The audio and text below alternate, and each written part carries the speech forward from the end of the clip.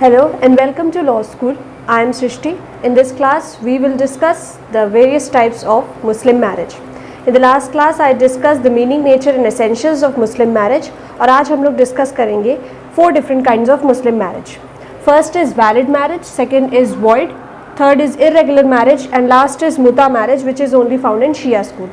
तो हम लोग डिस्कस करेंगे इनके essentials and इनके legal consequences क्या होते हैं. So let's start with valid marriage.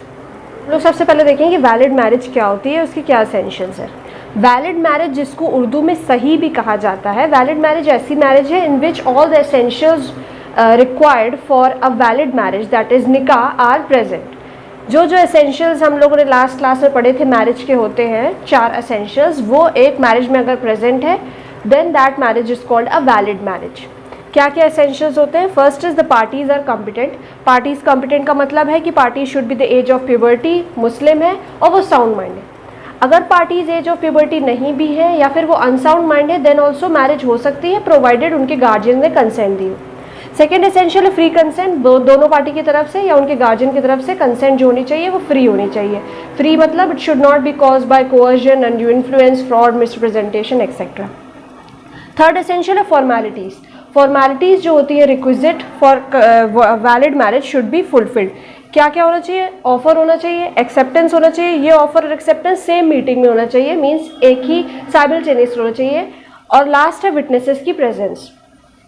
Last है absence of any prohibitions. Prohibitions और रिस्ट्रिक्शंस 2 तरह के होते हैं, एब्सोल्यूट और रिलेटिव. हम लोग ने लास्ट क्लास में डिस्कस किया था. ये जो प्रोहिबिशंस है वो एग्जिस्ट नहीं करने चाहिए, then only a marriage is called a valid marriage और अ सही मैरिज.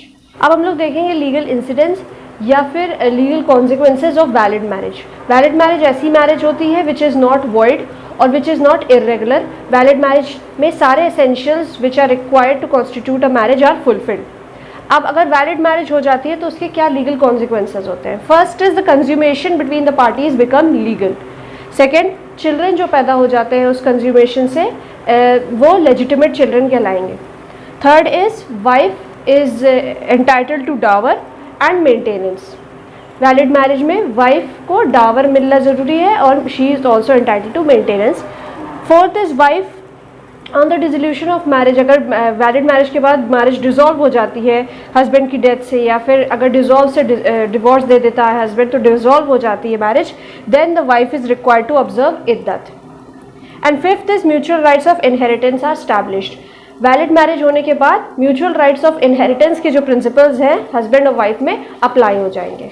तो ये है legal consequences of valid marriage. Second kind of marriage जो हम लोग डिस्कस करेंगे it is called void marriage, जिसको उर्दू में बातिल कहते हैं. अब वॉइड मैरिज क्या होती है? वॉइड मैरिज ऐसी मैरिज है कि जो एसेंशियल्स ऑफ वैलिड मैरिज दिए हैं अगर वो फुलफिल नहीं हो रहे हैं then a marriage becomes a void marriage. तो अगर सुन्नी लॉ में देखें हम लोग तो सुन्नी लॉ में जो एब्सोल्यूट प्रोहिबिशंस दिए हुए हैं जो हम लोग लास्ट क्लास में डिस्कस किया था, प्रोहिबिशंस 2 तरह के होते हैं, absolute and relative. Absolute prohibitions वो प्रोहिबिशंस होते हैं जो मैंडेटरी होते हैं, मीन्स अगर the parties are related to each other by consanguinity और एफिनिटी और फॉस्ट्रेज देन वो एब्सोल्यूट प्रोहिबिशंस में आता है. तो अगर सुन्नी लॉ में एब्सोल्यूट प्रोहिबिशंस का वायलेशन होता है तो मैरिज वॉइड हो जाती है. Means if the parties are related to each other by blood और बाय मैरिज और they are related to each other by milk then Sunni law में वो मैरिज वॉइड हो जाएगी. शिया लॉ में सिर्फ एब्सोल्यूट प्रोहिबिशंस को रिकॉग्नाइज किया गया है, रिलेटिव प्रोहिबिशंस को रिकॉग्नाइज नहीं किया गया है. तो शिया लॉ में दोनों अगर एब्सोल्यूट प्रोहिबिशंस या रिलेटिव प्रोहिबिशंस का वायलेशन होता है तो दोनों केस में मैरिज वॉइड हो जाती है. तो हम लोगों ने देखा कि किस किस सिचुएशंस में अलग अलग स्कूल में मैरिज वॉइड कहलाएगी. सुन्नी में सिर्फ एब्सोल्यूट प्रोहिबिशंस के वायलेशन में वॉइड होती है, रिलेटिव के में वॉइड नहीं होती है, इर्रेगुलर हो जाती है. शिया लॉ में रिलेटिव प्रोहिबिशंस को रिकॉग्नाइज नहीं किया जाता है तो दोनों एब्सोल्यूट या रिलेटिव प्रोहिबिशंस के लगने पे मैरिज वॉइड हो जाती है. अब हम लोग लीगल कॉन्सिक्वेंसेज देखते हैं कि वॉइड मैरिज का लीगल इफेक्ट क्या होता है. तो ऐसी वॉइड मैरिज होती है उसकी कोई लीगल कॉन्सिक्वेंस या कोई लीगल इफेक्ट नहीं होता है. अगर 2 व्यक्तियों की मैरिज हुई है और उसमें एब्सोल्यूट प्रोहिबिशंस लग रहा है या फिर वो marriage in violation of any prohibition है तो लीगल कॉन्सिक्वेंसेस कोई उसके नहीं होंगे, वो मैरिज को मैरिज नहीं माना जाएगा. It will be a void marriage, it would be void ab initio, वो फ्रॉम द बिगनिंग वॉइड रहेगी. दूसरी चीज है no rights and duties are created between the parties. Void marriage के होने के बाद कोई राइट्स एंड ड्यूटीज अराइज नहीं होती हैं, तो वो मैरिज वॉइड अब इनिशियो रहती है। अगर हम लोग और लीगल कॉन्सिक्वेंसेज देखें तो consummation is unlawful. Void marriage के बाद अगर पार्टीज कंज्यूमेट करती हैं तो वो कंज्यूमेशन भी अनलॉफुल रहेगा। एंड लास्ट, अगर चिल्ड्रन बॉर्न आउट होते हैं out of that consummation, then the children will also be illegitimate. तो वॉइड मैरिज को उर्दू में बातिल कहते हैं। शिया और सुन्नी में अलग अलग है। सुन्नी लॉ में सिर्फ एब्सोल्यूट प्रोहिबिशंस का अगर वायलेशन होता है तो मैरिज वॉइड हो जाती है। शिया लॉ में सिर्फ एब्सोल्यूट प्रोहिबिशन को रिकॉग्नाइज किया गया है, रिलेटिव को नहीं। दोनों अगर एब्सोल्यूट या रिलेटिव प्रोहिबिशंस का वायलेशन होता है तो मैरिज वॉइड हो जाएगी। लीगल कॉन्सिक्वेंसेज अगर हम लोग देखें तो वॉइड मैरिज से कोई लीगल कॉन्सिक्वेंसेज अराइज नहीं होते। No rights and duties are created between the party. Void marriage is that marriage which is void ab initio, it is void from the very beginning itself. Consummation unlawful ही रहेगा और children अगर they are born out of that consummation, then those children will also be illegitimate. अब हम लोग देखते हैं third type of marriage which is irregular marriage. Third type of marriage हम लोग जो देखेंगे it is called irregular marriage. Irregular marriage को उर्दू में फासिद कहते हैं। अब इर्रेगुलर मैरिज ऐसी मैरिज है जो सिर्फ सुन्नी लॉ में ही रिकॉग्नाइज की जाती है, क्योंकि सुन्नी लॉ रिलेटिव प्रोहिबिशंस को रिकॉग्नाइज करते हैं। प्रोहिबिशंस दो तरह के होते हैं, absolute and relative. Absolute prohibitions में आते हैं relationship by conjugality, affinity and fosterage. Relative prohibitions में ये सब आ जाएंगे। तो रिलेटिव प्रोहिबिशंस की अगर वायलेशन मैरिज होती है तो वो इर्रेगुलर कहलाती है। शिया लॉ में रिलेटिव प्रोहिबिशंस को रिकॉग्नाइज नहीं किया गया है, बट सुन्नी लॉ में रिकॉग्नाइज किया गया है। तो सुन्नी लॉ में अगर रिलेटिव प्रोहिबिशंस के वायलेशन में मैरिज हो जाती है तो वो इर्रेगुलर हो जाती है। इर्रेगुलर का मीनिंग है ऐसी मैरिज जो कि इनकम्प्लीट मैरिज है, उसमें एक इर्रेगुलरिटी है। अब वो इर्रेगुलरिटी जैसे रिमूव हो जाएगी तो वो इर्रेगुलर मैरिज फासिद जो होती है वो वैलिड मैरिज यानी कि सही मैरिज में बदल जाएगी। अब इसके एग्जांपल्स देखिए कब कब मैरिज इर्रेगुलर हो जाती है। Unlawful conjunction, marriage with wife, marriage during pilgrimage, marriage during इद्दत और मैरिज विदाउट विटनेसेस, ये सब एग्जांपल्स हैं इर्रेगुलर मैरिज के। तो अगर इसके वायलेशन में मैरिज हो जाती है तो वो मैरिज इर्रेगुलर मैरिज हो जाएगी। It is only recognised in Sunni law, not in Shia law. और इर्रेगुलरिटी जैसे ही रिमूव होगी then marriage will become a valid marriage. अब हम लोग देखेंगे लीगल कॉन्सिक्वेंस या legal effect of an irregular marriage. Irregular marriage हम लोग डिस्कस किया कि वो सुन्नी लॉ में ही रिकॉग्नाइज की जाती है, इसको फासिद कहते हैं। And it is an incomplete marriage and it becomes complete as and when the irregularity is removed. अब लीगल कॉन्सिक्वेंस क्या होते हैं इर्रेगुलर मैरिज के या फासिद के? पहला तो है कंज्यूमेशन इज लॉफुल। पार्टीज के बीच में जो कंज्यूमेशन होता है वो लॉफुल होता है। And the children born out of that consummation are legitimate, they are entitled to inherit the property of the parents. तो ये हो जाता है दो चीज़। थर्ड है no mutual rights of inheritance. Parties के बीच में, हस्बैंड एंड वाइफ के बीच में इनहेरिटेंस के कोई म्यूचुअल राइट्स एस्टैब्लिश नहीं होंगे जो कि वैलिड मैरिज में होते थे। Next is no Dawar.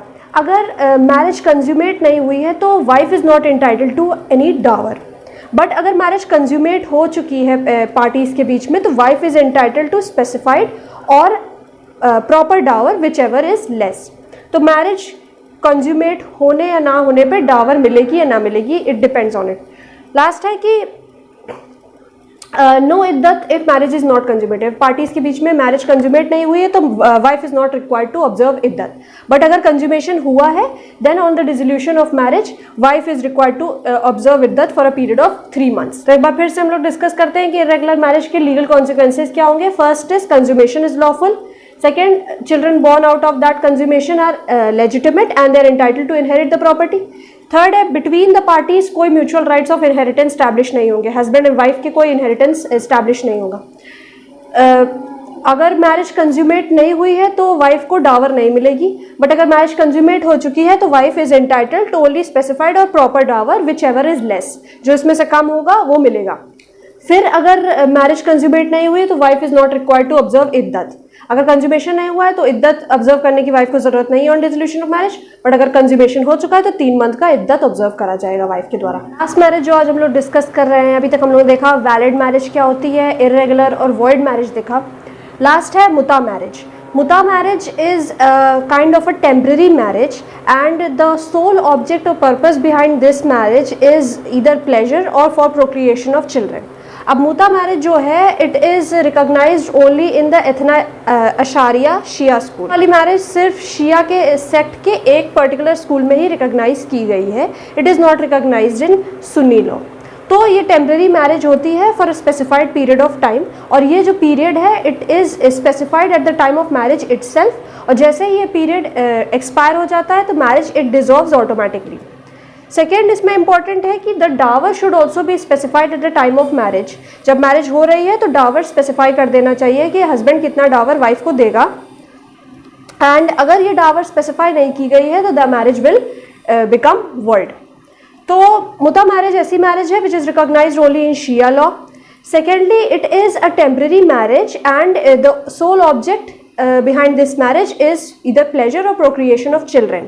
इसका कोई सोशल रिलीजियस पर्पस या ऑब्जेक्ट नहीं होता है। इसमें जो टाइम है it is specified at the time of marriage itself कि कितने पीरियड ऑफ टाइम के लिए होगी, वो जैसे ही टाइम एक्सपायर हो जाता है तो मैरिज भी ऑटोमेटिकली डिसॉल्व हो जाती है। And dower should also be specified, अगर डावर स्पेसिफाई नहीं किया गया है तो वो मुता मैरिज वैलिड नहीं मानी जाएगी, it will become word marriage. अभी तक हम लोगों ने डिस्कस किया जो लास्ट काइंड ऑफ मैरिज थी मुता marriage. Muta marriage is a temporary marriage. The sole purpose behind it is procreation of children or pleasure.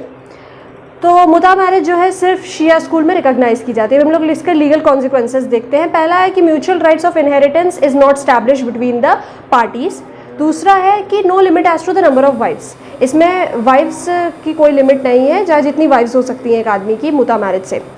Third is if marriage is not consummated then half dower, अगर marriage consummate नहीं हुई है then women that is the wife is entitled to half dower, आधी dower उनको मिलेगी marriage. Divorce not recognise, मुता marriage जो है at the time of marriage itself जो उसका पीरियड है उसको स्पेसिफाई कर दिया जाता है, और वो पीरियड जैसे ही एक्सपायर होता है तो मुता मैरिज भी ऑटोमेटिकली डिसॉल्व हो जाता है। इसमें डिवोर्स का कोई कंसेप्ट रिकॉग्नाइज नहीं किया गया है। Last is children born legitimate, जो चिल्ड्रन बॉर्न होते हैं मुता मैरिज से उनको लेजिटिमेट माना गया है। सो पार्ट 1 में हम लोग डिस्कस किया था meaning, nature and essentials of Muslim marriage, और आज हम लोग ने देखा 4 काइंड्स ऑफ मुस्लिम मैरिज, जिसमें हम लोग ने देखा valid marriage, void marriage, irregular and मुता मैरिज, और इसके लीगल कॉन्सिक्वेंसेज या इफेक्ट्स भी देखे। So that was all for today and I will see you in next class with another topic. Thank you.